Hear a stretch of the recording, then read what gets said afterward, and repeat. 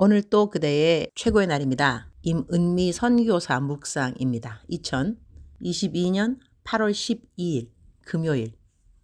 최고의 날. 나는 어느 곳으로 부르심 받았는가. 마가복음 5장 19절.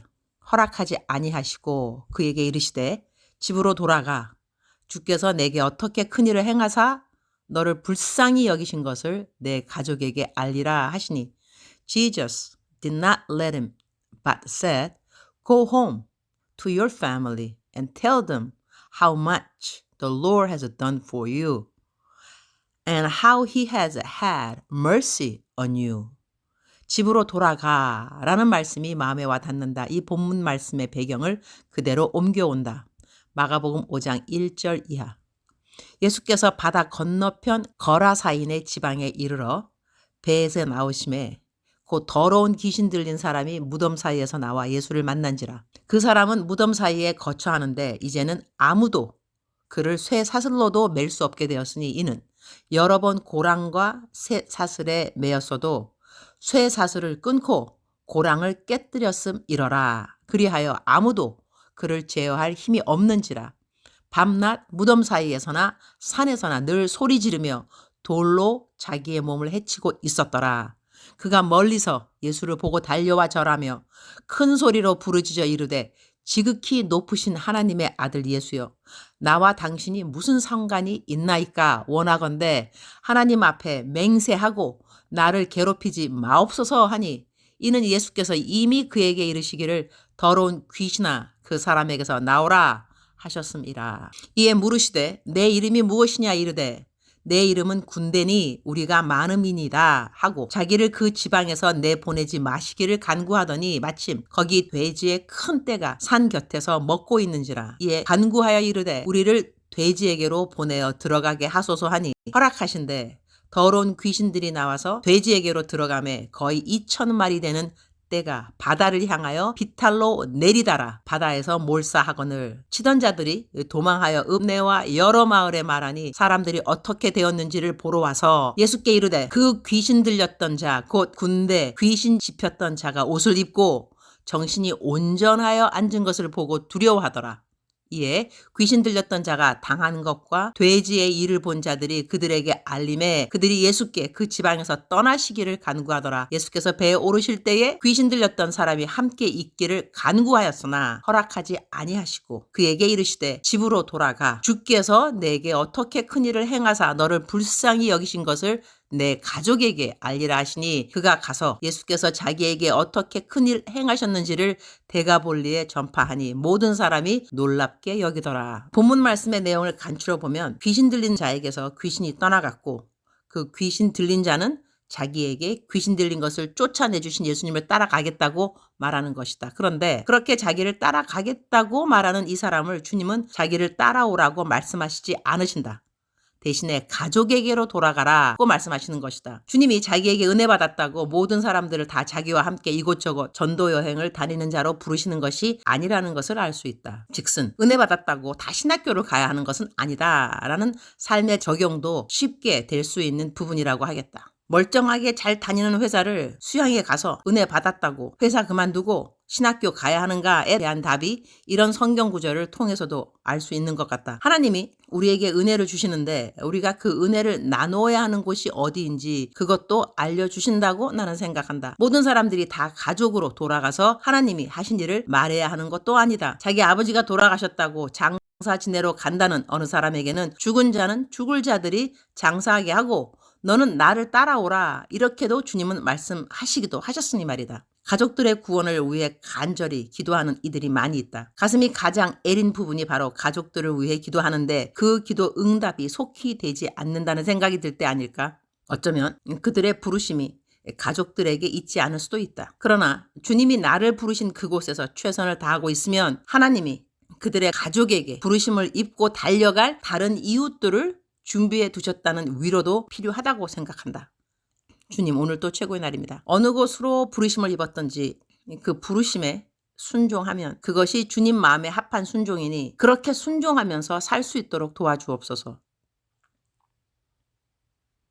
가족을 위해 간절히 기도하는 모든 주님의 백성들을 위로하여 주시고 주님이 그들의 기도를 듣고 있으심을 알게 하여 주옵소서. 우리들이 감당치 못할 일들을 허락하지 않으시는 주님이십니다. 자신의 부족함으로 자신의 주위에 많은 부정적인 일들이 일어났다고 자신을 탓하지 않도록 지혜를 주옵소서. 주님을 사랑하는 이들에게는 모든 일이 협력해서 선을 이룬다는 로마서 8장 28절 말씀, 약속의 말씀을 감사합니다. 주님 사랑합니다. 주님 감사합니다. 오늘 또 우리 주님 저를 보시면서 하루 종일 기쁘시면 참 좋겠습니다. 사랑하는 그대여, 사랑하는 그대여, 출석 부르고 있습니다. 대답하셔야죠. 사랑하는 그대여, 사랑하는 그대여, 사랑하는 그대여. 억만 번 더 들어도 기분이 좋은 말, 들으면 들을수록 더더욱 기쁨이 생기고 힘이 생기고 위로가 되고 격려가 되고 도전이 되고 새로운 소망이 생기고 사랑하는 내 딸아, 사랑하는 내 아들아, 임마누엘 우리 하나님 오늘 또 우리와 함께 하십니다. 오늘 본문 말씀에는 귀신 들린 자에 대한 묵상이었는데요. 그 귀신 들린 자가 예수님을 따라가겠다고 했을 때 예수님께서 너 집으로 돌아가라. 저는 이 말씀을 묵상할 때 사람들마다 참 부르심이 다르구나 하는 것을 생각하게 되었습니다. 어떤 사람은 주님을 따라가겠다고 이렇게 말하는데 집으로 돌아가라고 하는 사람이 있고요. 어떤 사람은 집에 가서 먼저 아버지 장례 치르고 오겠다는데 냅두라 그러고 너는 나를 그냥 따라오라 그러고 그렇게 하나님의 부르심이 다른가 하면 똑같은 상황에서도 하나님께서 밖으로 나가서 다른 사람을 전도하라는 소명을 받은 사람이 있고 안에 있으면서 예를 든다면 이 감옥 이야기 우리 성경 말씀을 많이 읽는 분들은 바울 사도가 갇혔던 감옥을 기억합니다. 그가 감옥에 갇혔을 때 신라하고 같이 갇혔죠. 그때 이 죄수들을 지키는 간수가 있습니다. 분명히 그때 바울은 옥문이 열려서 나갈 수 있는 상황이었는데 나가지 않았죠. 그래서 간수는 자기가 지키던 바울이 도망간 줄 알고 문이 열려 있으니까 자결하려고 했는데 그때 바울이 우리 밖에 안 나갔으니까는 자결하지 말라고 그 사람을 도와주잖아요. 그래서 그 간수가 그 밤에 바울을 데리고 자기 집으로 가게 되는데 그때 그 집의 모든 사람이 구원을 입게 됩니다. 그래서 저희들이 알고 있는 유명한 성경 구절 주 예수를 믿으라 그리하면 너와 너 가족이 구원을 얻으리라 그 유명한 말씀 기억하시는가요? 그런데 그때 우리 또 똑같은 상황에서 예수님 복음을 전파하다가 감옥에 갇힌 이 베드로가 있습니다. 그때 베드로도 이제 또 옥문이 열리죠. 그죠? 그래서 그때는 이 베드로는 옥문 밖으로 나가게 됩니다. 나가서 그 옥문 밖으로 나갔기 때문에 어떤 일이 생기는가? 이 베드로를 지키던 간수는 사형을 당하게 됩니다. 뭐냐면 자기가 지켜야 하는 그 죄수가 도망을 갔으니. 참 이런 거 보면 하나님께서 부르심 이것은 어떻게 우리가 그걸 알고 순종하는가 그것이 중요한 것이지 사실 그 결과는 하나님께 맡길 수밖에 없구나 그런 생각도 하게 되고요. 그리고 또 이게 부르심 다른 것도 보게 되면 제가 요즘은 좀 묵상이 짧기 때문에 설교를 좀 길게 할 수 있습니다. 좀 길게 하도록 하겠습니다. 또 다른 부르심을 보게 되면 예수님에게 다가왔던 그 두 형제 기억하시나요? 야고보하고 요한이었습니다. 그래서 그들은 말할 때 하나님 예수님께서 그 보좌에 앉게 되면 우리는 오른쪽에 하나는 왼쪽에 앉게 해달라고 그런 간청까지 어머니까지 오셔서 간청을 하게 되죠. 그때 예수님께서 물으셨습니다. 너 내가 마시는 잔을 너도 마실 수 있겠느냐? 두 사람 다 대답했죠.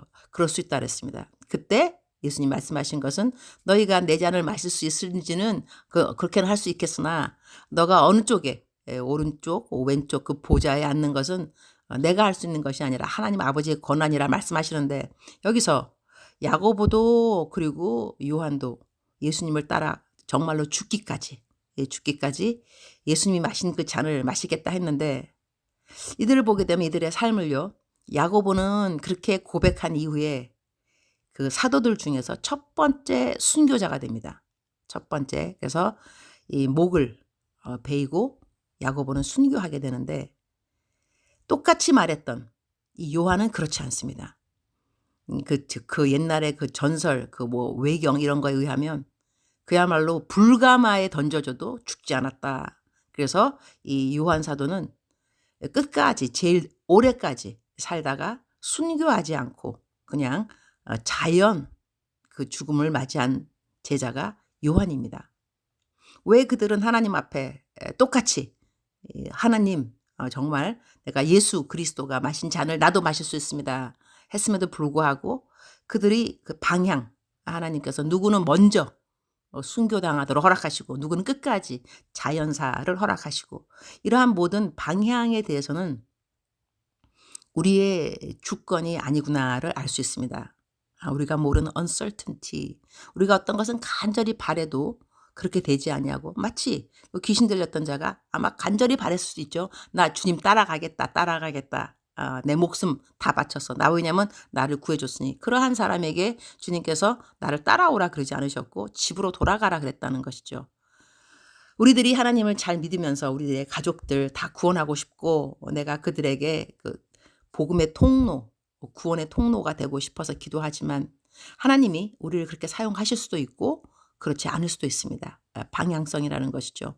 그렇게 내가 간절히 구해도 하나님이 나를 가정으로 보내시지 아니하시고 내가 학교에서 전도를 할 때 학교 친구, 똑같은 교사님들 아니면 학생들에게 하나님이 나를 보내셔서 그들을 전도하게 하시고 성경 공부시키게 하시고 제자 훈련하게 하시고, 이렇게 해서 내 주위에 있는 사람들, 내가 일하는 그 회사 거기서 신우회 만들고, 그럴 때 다른 사람들은 아니 자기 집안 식구는 구원 못하면서 뭐 저렇게 밖에 나가서 직장에서 뭐 구원을 시킨다고 복음을 전파한다고 저럴까 싶기도 하겠지만, 사람마다 이 부르심이 다르다는 것을 우리가 오늘 성경 말씀을 상고하면서 배우게 되고 한편 위로가 되는 것도 같습니다.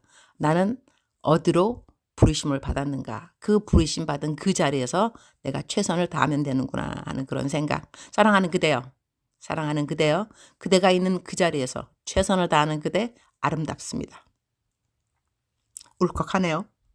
네, 예수님께서 칭찬하십니다.